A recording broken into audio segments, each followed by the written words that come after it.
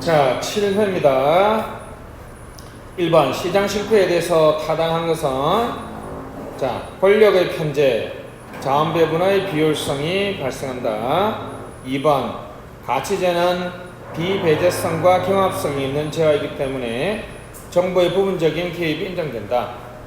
3번 타인에게 유리한 또는 불리한 영향을 주지만 시장기구에 의해서 해결되지 못할 경우에는 정부 개입이 인정된다.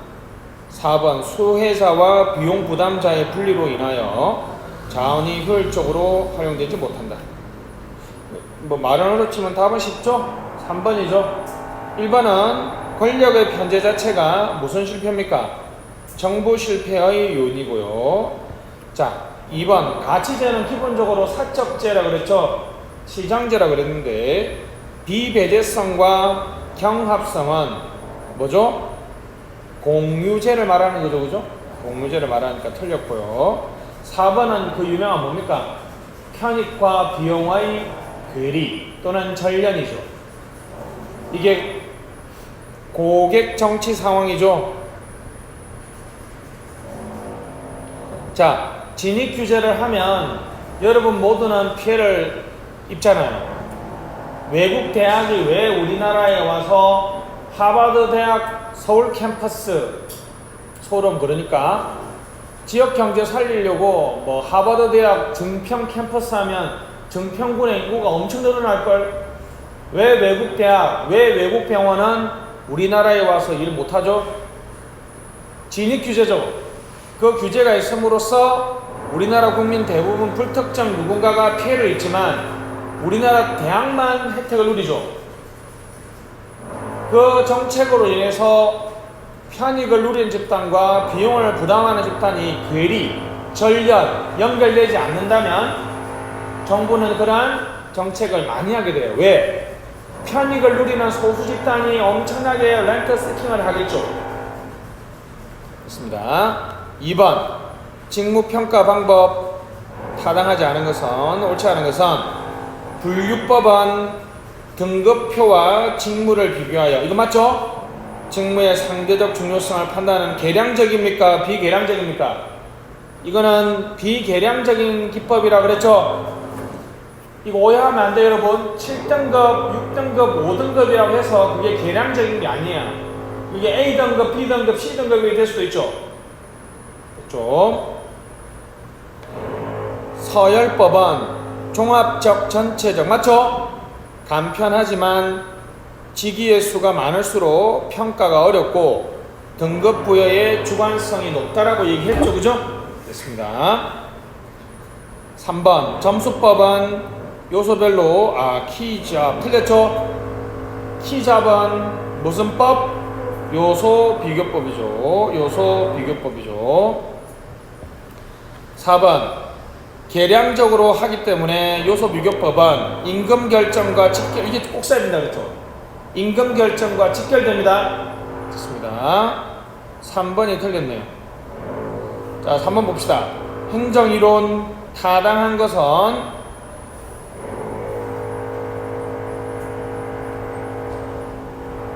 1번 탈신공공관리 재규제와 재집권화를 통해 후기 행태주의 문제점 극복. 재규제와 재집권화는 맞죠? 후기 행태주의가 아니라 뭐? 신공공관리를 극복하려고 합니다. 2번 공공선택론은 PSM이 높은 관료가 아니죠. PSM이 높은 관료는 신공공서비스론이죠. 예산 극대화는 맞네요. 3번 신공공서비스로는 행정의 목적으로서 공익은 정치가 관료들이 결정하기보다는 공공권한 부여, 맞죠? 소통적 합리성입니다. 4번 신공공관리로는 시장 실패 극복 위한 작은 정부 시장기법 도입. 다 맞지만 무슨 실패를 극복하려고 하는 거죠? 정부 실패를 극복하려고 하는 것이죠. 됐습니다. 재정 건전성입니다. 요번에 놓을 가능성이 많아서 계속 낸다 그랬죠. 자, 타당하지 않은 것은 기획재정부 장관은 회계 기금이 부담하는 금전채무 국가채무관리계획 또 있죠. 보정채무관리계획 밑에 나있죠. 보정채무관리계획.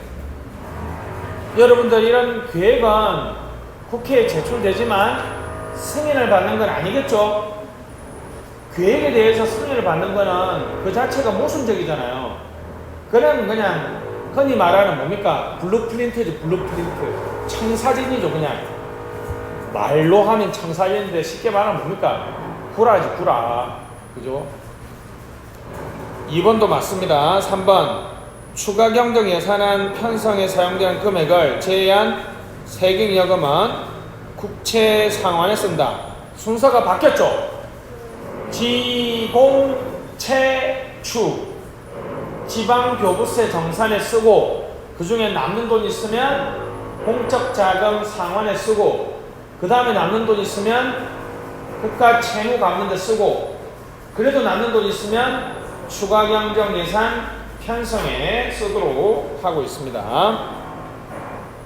좀 어렵습니다. 4번 정부는 재정지출 조세 감면 수반 법률 몇 회계년도 5회계년도 비용 추계와 재원 조달 맞죠? 이건 맞습니다. 의원 발의법은 뭐만 제출하면 된다 그랬죠? 비용 추계만 제출하면 된다 그랬죠? 시험은 변태적으로 뭐가 나왔어요? 몇 회계년도? 5회계년도가 나왔다는 거죠. 이게 여러분 우리나라의 느슨한 형태의 Pay as you go Pay as you go. 그래서 연결해서 쓰면 이게 우리나라 지금 결제 방식하고 비슷하죠. Pay as you go. 이게 이제 앞에 대문자만 따서 페고라고 그러거든. 페고. 결제 방식이 페이코이지 그거 아니다. 이게 수입 지출 연계예요.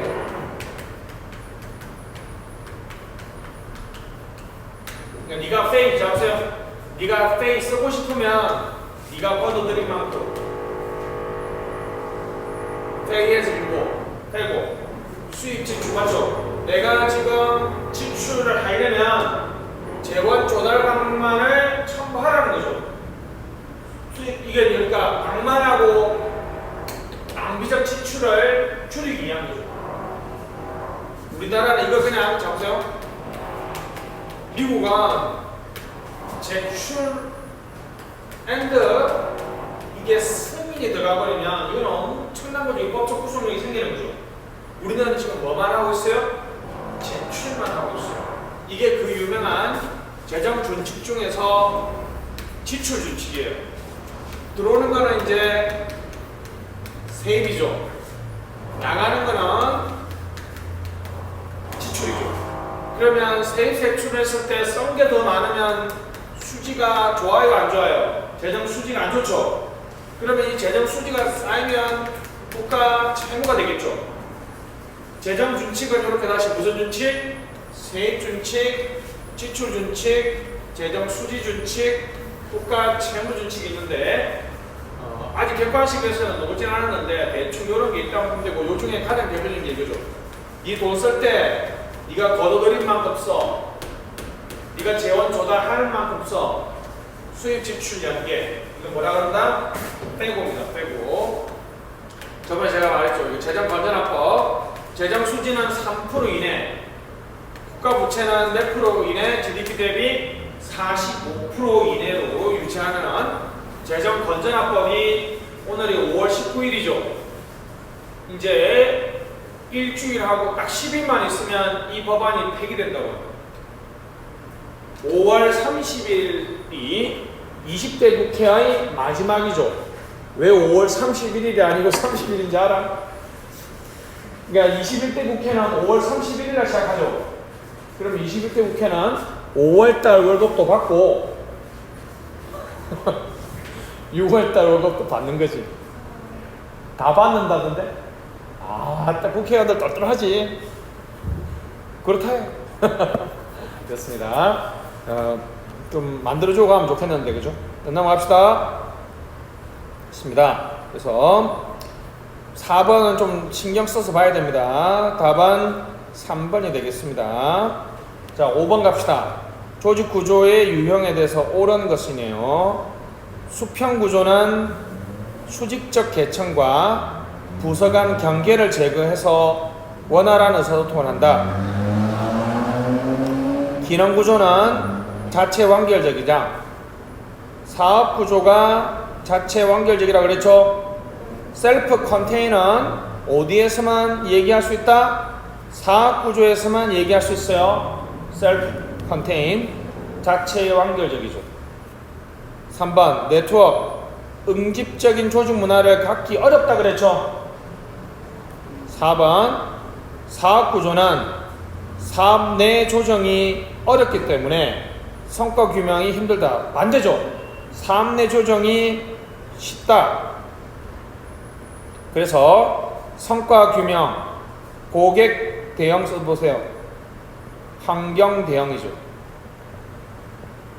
그래서 사업 구조는 사업 내 조정이 용이하기 때문에, 그죠?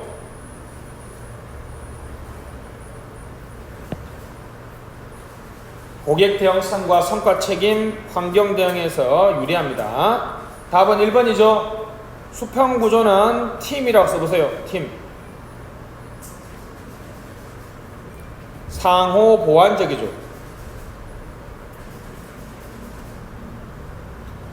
그쵸. 여러분들이 상호 보완적 기능을 수행하면 진짜 경계가 없어지죠. 제가 얘기했잖아요. 그죠?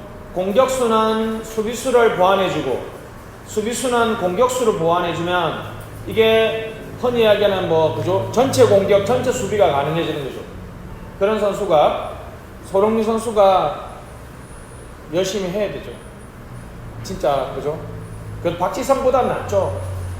여자분들 대답해봐. 잘생긴 얼굴 아니잖아. 손흥민 선수가. 야, 손흥민 선수의 실력에 안정환의 외모를 박아놨으면 끝나는 게임이었었는데, 그죠? 실은 공평하다. 그죠?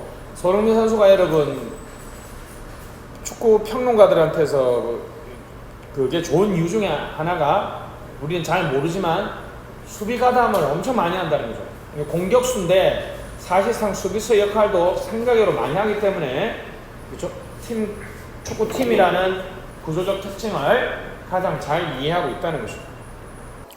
자, 6번 정책 평가 방법. 타당하지 않은 것은 평가성 검토, 본평가 이전에 평가의 가능성이나 평가가 얼마나 가치 있는지를 사전에, 이전이니까 사전에 예비적으로 평가하기 때문에 우리가 사전평가, 예비평가, 평가성 검토, 평가성 사정이라고 부릅니다. 맞네요. 형성평가는 집행되는 도중에 하기 때문에 도중평가라 그러죠. 형성평가, 도중평가. 도중평가와 형성평가는 같은 뜻이죠. 메타평가는 평가 수행자가 아니라 제3자가 평가를 다시 평가한다는 거죠. 평가의 신뢰성과 객관성을 제고한다는 거죠. 그래서 메타평가를 재평가 또는 평가 종합, 말 그대로 여기 있는 메타평가라는 표현을 쓰기도 합니다. 정책평가의 프로그램 목표 모형. 여기 이제 프로그램이란 단어는 우리 이제 정책 또는 사업 이런 걸로 이해해 주시면 되겠습니다. 우리나라에서 적합한 그죠 단어가 없죠.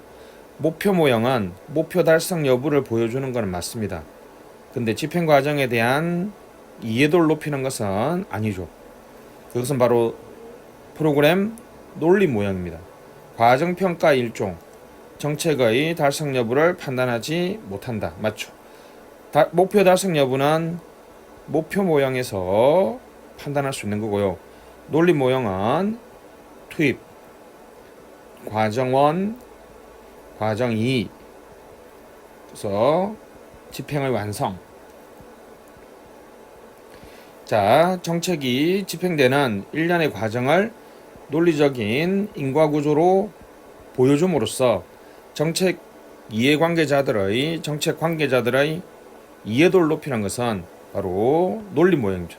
논리 모형이 이해도를 높이는 것이지, 그죠? 이렇게 연결된다는 거죠. 논리 모형이 이해관계자들의 이해도를 높이는 것이고, 목표 모형은 이런 것보다는 이게 잘 진행되든 안 되든 관계없이 정책 집행이 끝나면 의도했던 정책 목표를 달성했는지를 중요하게 본다는 것이죠.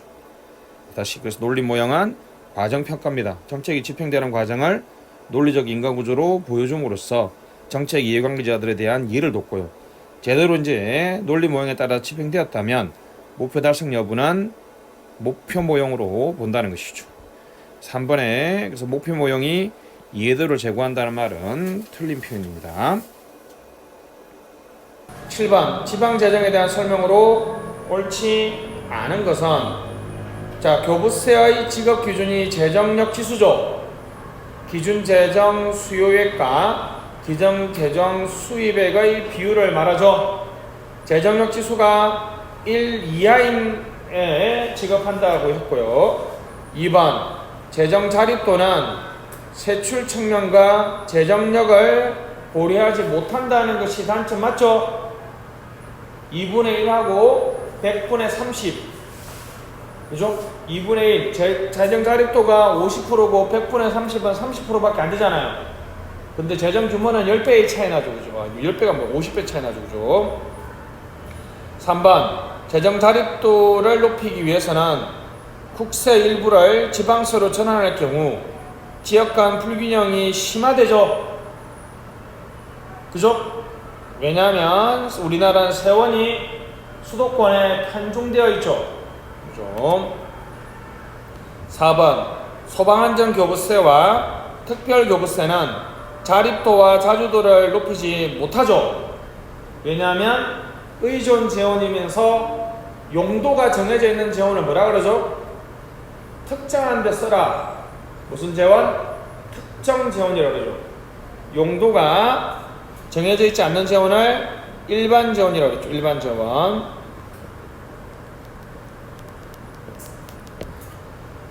자, 8번 권력 모형 타당하지 않은 것은 조합주의. 정부는 소극적으로 이익 집단을 중지하지 않으며 적극적으로 이익 집단 조직하고 그들의 안정적 협력 관계를 맺게 된다. 안정적 협력 관계를 맺게 된다.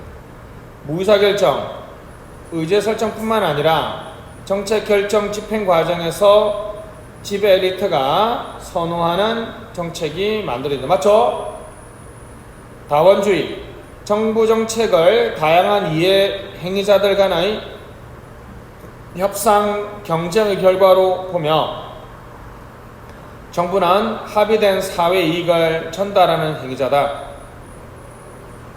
엘리트론, 정부는 사회적 공동선을 달성하기 위해 주도적으로 주요 세력 및 이익 집단과 우호적 관계, 조합주의를 설명하는 거죠. 그죠?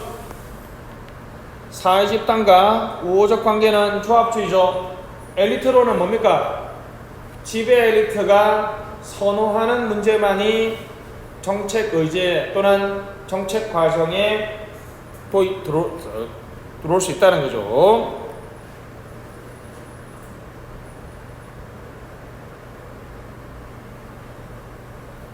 자, 9번 행정책임, 행정통제에 타당하지 않은 것은, 행정책임은 행정인과 행정기관에 의무가 있음을 전제. 맞죠? 시험 많이 논다 그랬죠. 권리가 아니라 뭐요? 의무가 있음을 전제한다. 2번 행정통제는 재량권 박탈, 잘못된 행정의 시정조치이며 외부 조치와 내부 조치 모두 통제 조치가 될 수 있다 그랬죠. 그죠? 3번 행정책임을 확보하기 위해서는 행정활동의 결과보다는 의도와 동기, 이는 참작 사유라고 그랬죠. 결과를 먼저 보는 것이 중요합니다.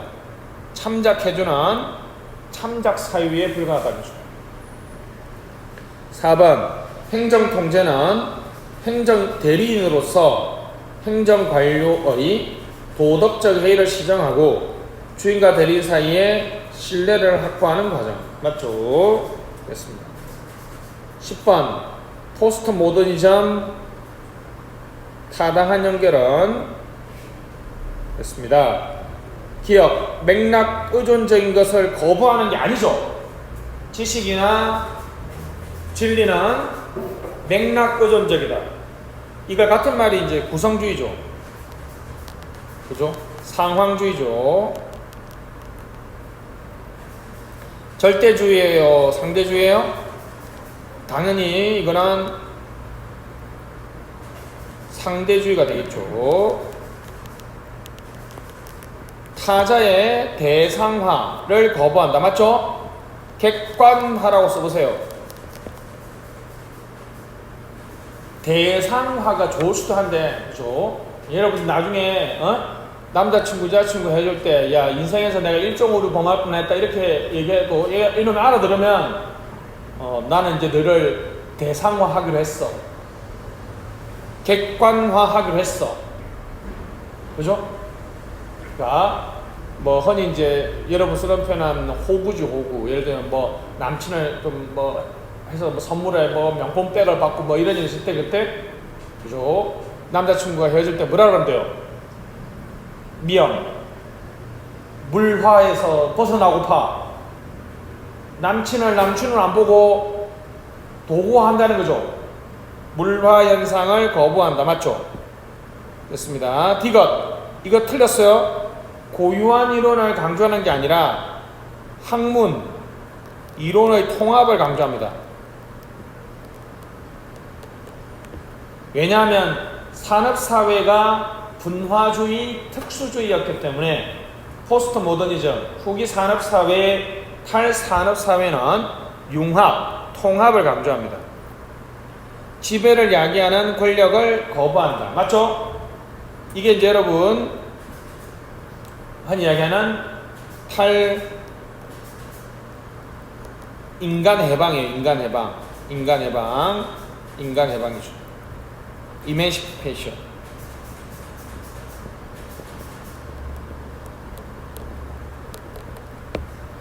그래서 기억하고 디귿 빼고는 맞는 거죠. 넘어갑시다.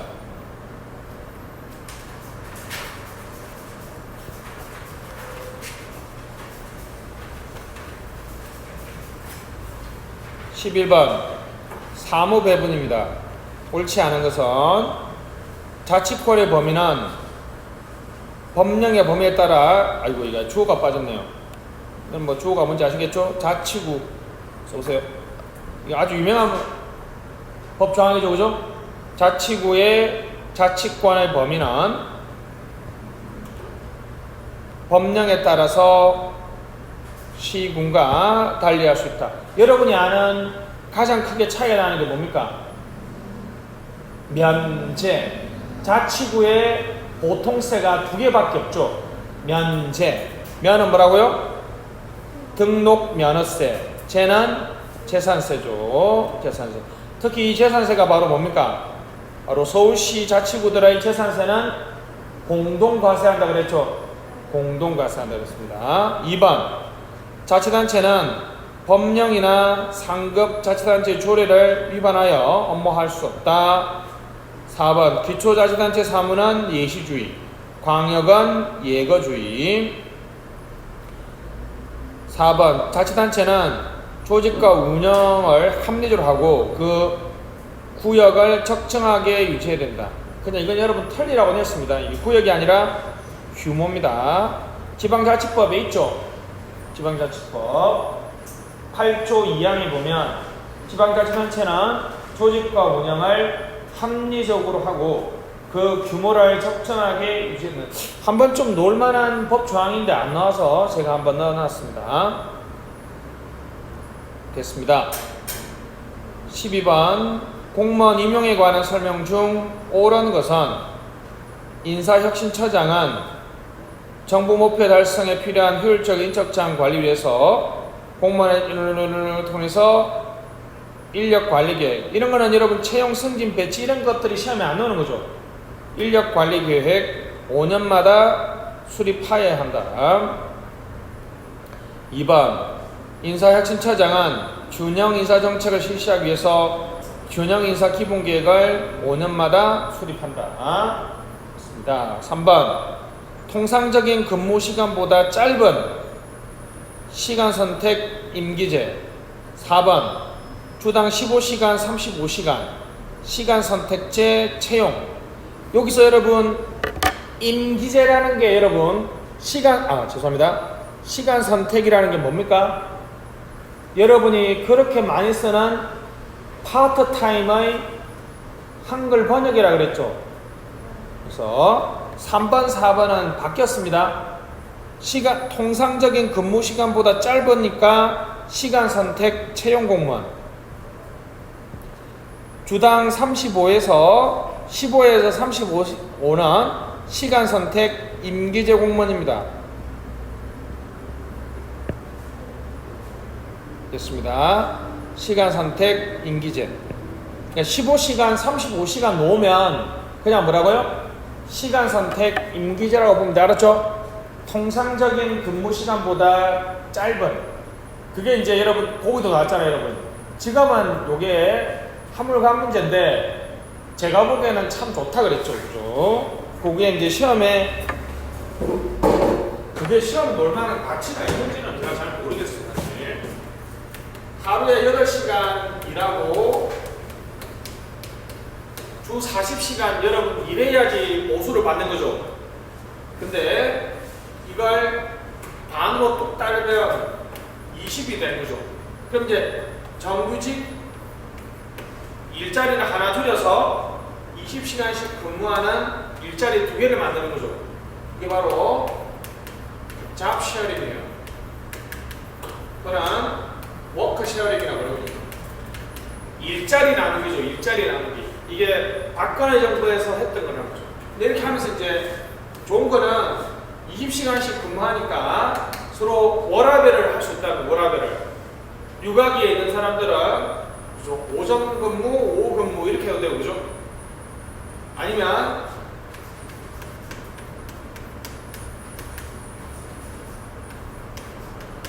플러스 마이너스 5로 했다면 이것도 시험 나왔죠. 이것도.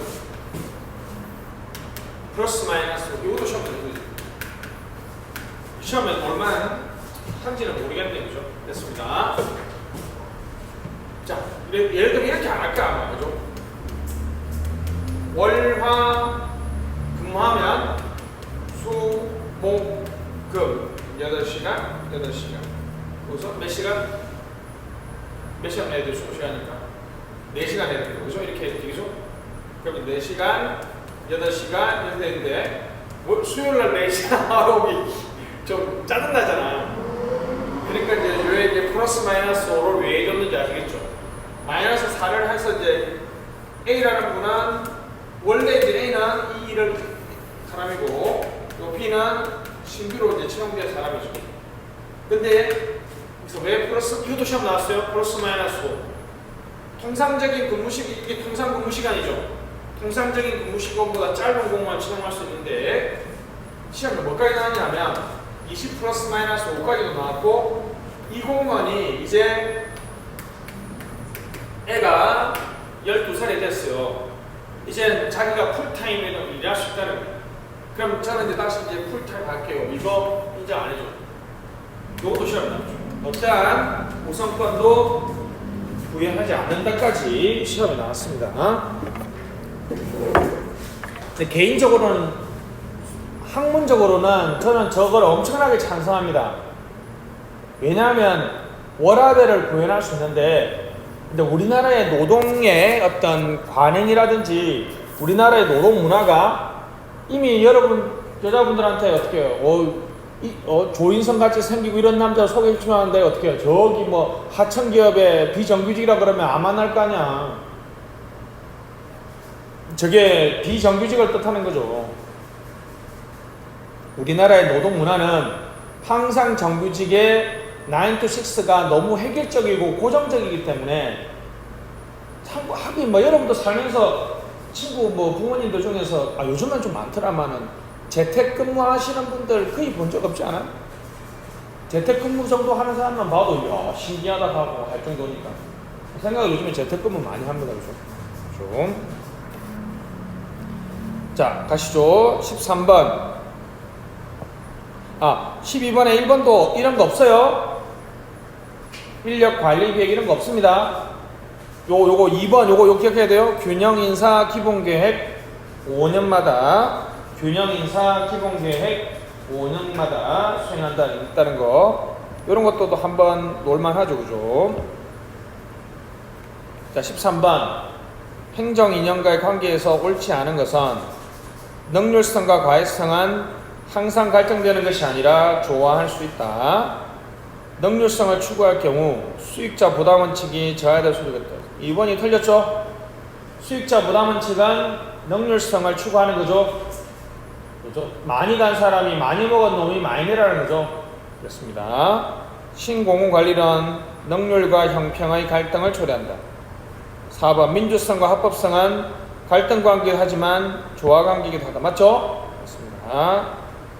14번 현대조직이론 옳지 않은 것은 거래비용이론 시장의 자발적인 교환 행위에서 발생하는 거래비용이 관료제 조정비용보다 클 경우 거래비용이 더 많으니까 내부화해야 되겠죠. 반대로 거래비용이 적으면 외부화하는 거죠. 여기서 내부화한다는 말은 뭡니까? 조직을 만든다는 거죠. 조직을 만든다는 거죠. 그죠? 됐습니다.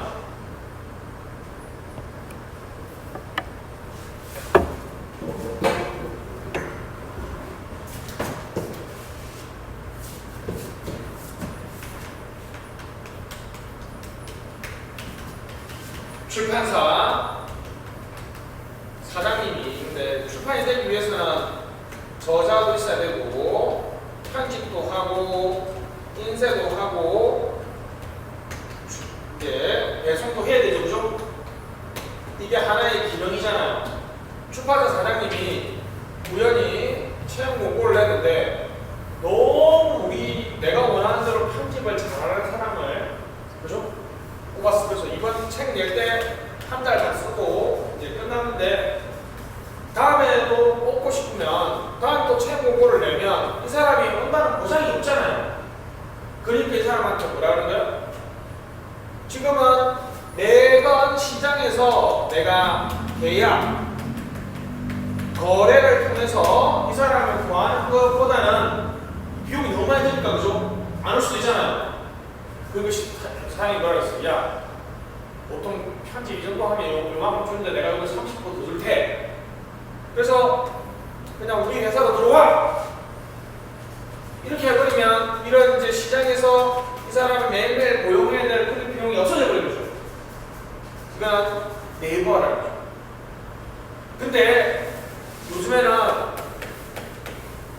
IT가 발전돼가지고 최근에 여러분 들었는데 우리나라에 여러분 진짜 세상은 아는 것만큼 모른다고 깜짝 놀랐어요.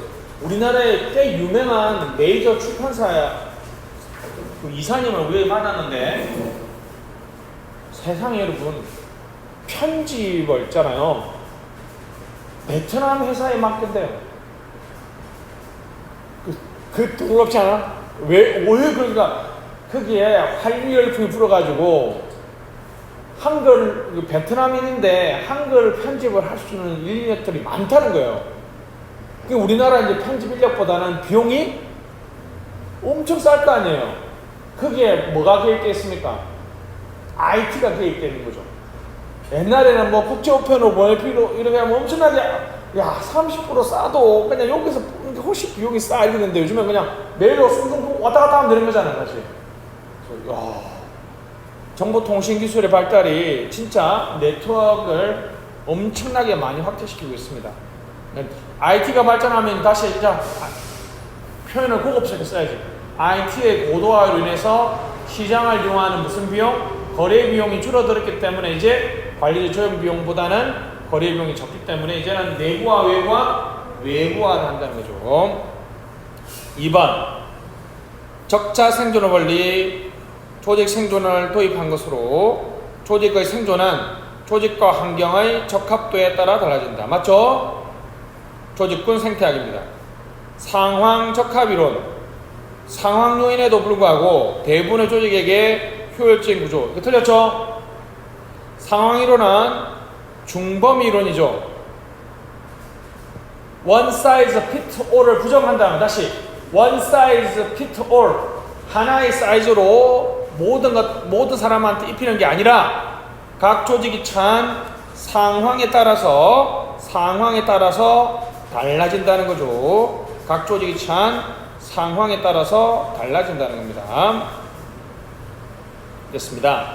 4번 동형화는 합리적 차원이 아니라 사회, 문화, 규범에 대한 의례적 동조 현상이라고 그랬죠?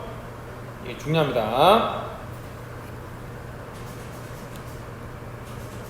15번 예산심이 옳지 않은 것은 세목, 세율에 관련 있는 법률의 개정을 전제로 미리 심사할 수 있습니까? 없습니까? 이런 거 안 된다 그랬죠? 안 된다 그랬죠? 이런 걸 당연히 안 되죠. 아까 얘기했잖아요. 뭐도 하는데 재정 지출을 수반할 때는 5회계년도에 비용 추계와 지원 조달 방안까지 첨부하는데 이런 법률을 그렇게 됐습니다. 법률이 이게 갑자기 짜증 나네요. 이게 이 조항이 예산 비법률주의 때문에 이런 게 필요한 거잖아요. 자 봐요. 자 이게 여러분 잡으세요. 여러분 증평군에 500억짜리 다리를 건설한다라는 예산은 통과됐어요. 근데 법률이 없어. 예산은 법률이 아니니까 공무원들을 구속하긴 하지만 그 법률이 아니기 때문에 법적인 효력이 없잖아요. 그러니까 공무원들이 일할 때 엄청나게 근거 법률을 찾는데 법률은 없는. 근데 예산 자체를 그냥 법률로 해버리면 되잖아요. 이게 어렵지 않다 그랬죠. 그냥 1조, 2조 조항만 붙이는데 그 법률의 형식으로 하면 되는데 그러면 이게 봐봐요. 이게 1번이 필요가 없잖아. 왜냐하면 예산을 심의하는 과정 자체가 법률을 제정하고 개정하는 과정이 돼버리는 거죠. 우리나라는 예산이 법률이 아니기 때문에 이 조항이 있는 거죠. 개정할 수 없어요. 심사할 수 없어요. 법률의 제정이나 개정을 전제로 예산을 심의할 수 없습니다. 2번 국회는 예산을 법률의 형식이 아니라 의결의 형식으로 승인하기 때문에 대통령의 거부권이 성립할 여지도 없죠. 설령 법률로 통과된다는 미국도 법률 안에 거부권은 있지만 예산의 거부권은 인정되지 않죠. 3번 예산결산특별위원회는 소관 상임위에서 삭감한 금액을 소관 상임위의 동의를 얻어야 된다 그랬죠. 증가 밑에다가 세 비목 써보세요. 오로지 뭐만 증액시킨 거를 삭감시킬 때만 동의가 필요하지 않고요. 삭감한 걸 증액하거나 새 비목을 설치할 때는 소관 상임위의 동의가 필요합니다. 우리나라에서 가장 빨리 없어져야 될 조항이죠. 4번 예결위는 활동기한은 제한 없지만 위원회 임기는 1년이라고 그랬죠. 자, 활동기한에 제한 없다는 건 상설화라고 쓰시고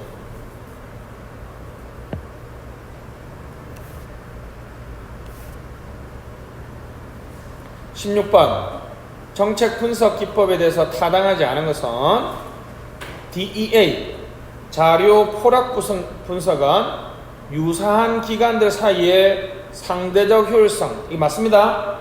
DEA는 뭐라고요? 자료 포락 분석입니다. 이거 제가 예를 들면 뭐예요? 외교관이에요. 외교관 대사관 여러분 대사관을 옛날에 어떤 경영 컨설턴트가 뭐라 하더라 무슨 아프리카에 있는 무슨 주재관은 1년에 여권 발급 업무를 10건밖에 안 한다. 그래서 비효율적이다. 근데 그 인원이 30명이다. 하긴 그보다는 이명박 대통령이 뭐 전라도 어디에 무슨 톨게이트는 뭐 건립 비용이 있는데 직원이 3명밖에 안 되고 저랬는데 그런 식으로 바라보면 안 된다는 거지 이게. 왜냐하면 외교라는 게 우리의 국가의 유지나 국가의 존속에 관련된 문제이기 때문에 무형의 가치가 엄청나게 크죠. 자, 이 얘기를 하려고 한 게 아니에요. 그러면 대사관들의 효율적인 업무는 어떻게 할까? 그러니까 민간 기업의 투입 산출 구조가 가지고 있지 않기 때문에 그럼 알았어. 그러면 대사관들끼리 쫙 비교하면 되잖아. 꽤 그럴듯하죠. 왜냐하면 유사한 투입 산출 구조를 가지고 있잖아요. 그죠? 그래서 유사한 기관, 투입 산출 구조를 가지고 있는 기관들까지 비교하는 상대적 효율성 분석 방법입니다. DAHP, 계층화 분석법이라고 그랬죠. 대안들의 쌍대 비교를 통해 대안들이 교차적으로 발생할 수 있는 객관적 확률. 뒤에 내용은 틀렸네요. 그죠? 교차 영향 분석이죠. 대안이 두 가지 사건이 동시에 발생할 수 있는 확률을 분석한다. 정책 델파이, 전문가 이외의 정책 주장자. 맞죠? 선택적 익명성 맞고요. 갈등을 부각시킨다도 맞죠? 명목 집단법은 무슨 토론? 제한적 토론, 뭘로? 표결, 투표라고 쓰시고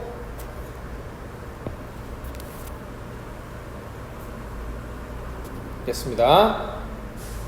17번 쉬우면서도 어렵습니다. 1번이 어렵고요. 중앙인사기관 미국의 연방인사위원회 1883년부터 1978년까지 있었고 한국의 중앙인사위원회 2008년까지 있었죠. 독립합의형 연방인사위원회는 맞지만 우리나라의 중앙인사위원회는 어디 소속이었어요?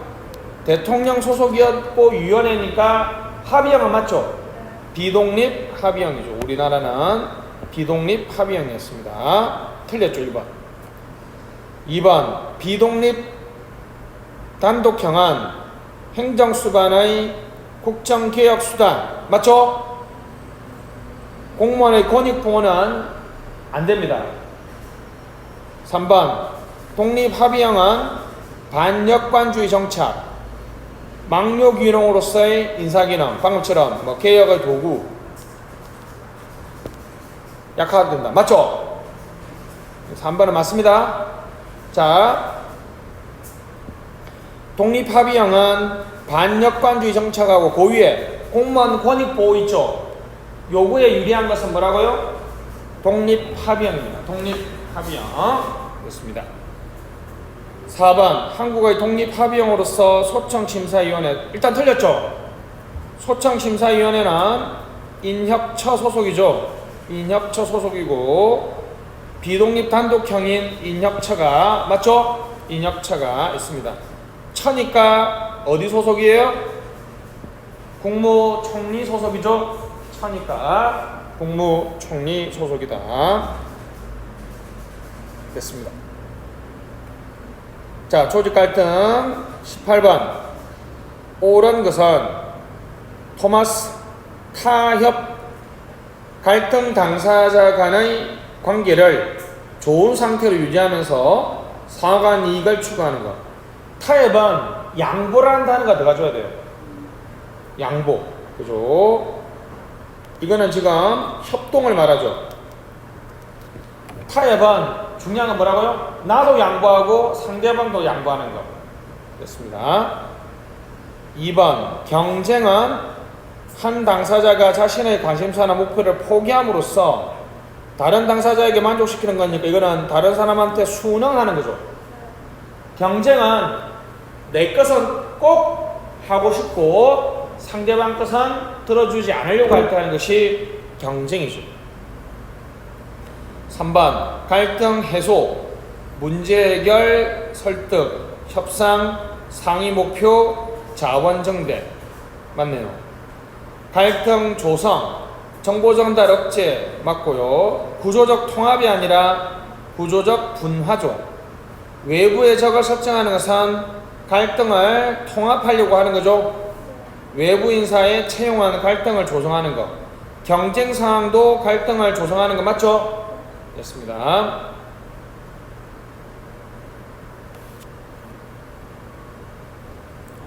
자, 자치 입법권 옳은 것은 교육에 대한 규칙은 교육감이 만듭니까? 시도지사가 합니까? 교육감이 하죠. 됐습니다. 지방의회는 자치단체장에게 위임하여 행하는 국가 사무에 대해서 조례를 제정할 수 없다. 그죠? 조례를 제정할 수 없다. 됐습니다. 자치단체는 법률에 위임이 없더라도 조례를 위반한 사람에게 벌금을 부과할 수 있어요. 과태료를 부과할 수 있어요. 과태료를 부과할 수 있다 이거죠. 시험에 놓을까요? 얼마? 1,000만원. 금액이 놓으면 진짜 안 되는데, 그지? 몇 년, 금액이, 모르겠다. 주식 백지 신탁 3,000만원 나왔거든. 이럴 때 금액이 의미가 있을까? 나 과태료를 1,000만원 낸 사람 본 적이 없는 것 같긴 한데, 하여튼, 됐습니다. 4번, 특별시, 광역시, 도, 특별자치도는 해당 지역의 환경적 특수성을 고려하여 특별하다고 인정될 때는 해당 시도의 조례로 대통령이 정하는 규정보다 강화된 것을 할 수, 이건 뭐 제주도 같다는 생각하면서 제주도는 뭐 그런 거, 맞네요. 제주도는 여러분 그 전기자동차 보조금이 가장 많잖아요. 환경부가 뭐 정한 것보다 더 많이 준다고. 왜냐하면 제주도는 좀 환경 깨끗해야 되고 뭐 관광산업이 주도니까. 4번 이런 있습니다. 상식적으로 이해된다는 거죠. 20번 재정 옳지 않은 것. 일반에게 예산의 세입은 조세 수입, 기획재정부 장관이 통합관리. 특별회계와 기금의 첨가는 국가재정이 복잡해지는 단점이 있지만 국가재정의 통일성 원칙을 부합한다. 틀렸죠? 통목수 특기 바로 틀립니다. 3번 4번을 속을 수 있어요? 둘 중에 하나는 아닌 것 같지 않아요? 특별회계 신설에도 타당성 심사합니다. 기금의 신설에도 타당 심사를 해요. 왜 이걸 두 개를 하겠어요? 그러니까 여러분 예산은 일반에게 하나밖에 없는 게 맞는 거라고. 특별회계나 기금이 그래서 단일성 원칙의 예외니까. 근데 이게 최근에 또 있겠어요. 그래서 한번 지문에 한 번은 나왔는데 이게 정답 처리가 돼야 되거든요. 됐습니다. 특별회계 기금은 뭐 한다? 신설에 대한 타당성 한데 그건 안 돼 있다고요. 차이가 또 하나 더 있습니다. 기금은 3.3이죠. 매년 몇 분의 몇? 3분의 1에 대해서 심사를 하고 매 몇 년마다? 3년마다 전체 기금의 존치 여부를 평가하지 않습니까? 특별회계는 이걸 안 해요. 특별회계는 여러분 예를 들면 뭐 3년은 아니더라도 그죠? 뭐 5년 특별회계에 대한 이러한 존치 여부에 대한 평가는 없어. 기금은 신설에 대한 타당성 심사도 하고 3.3 매년은 여러분 당연히 다 안 되니까 몇 분의 몇? 3분의 1만큼 몇 년마다? 3년마다 존치 여부를 평가하는데 특별회계는 신설의 타당성 심사만 하고요. 존치 여부에 대한 평가는 하지 않습니다. 자, 그래서 오늘은 5, 6, 7을 했고요. 자, 우리 박수 치면서 마치도록 하겠습니다. 수고하셨습니다.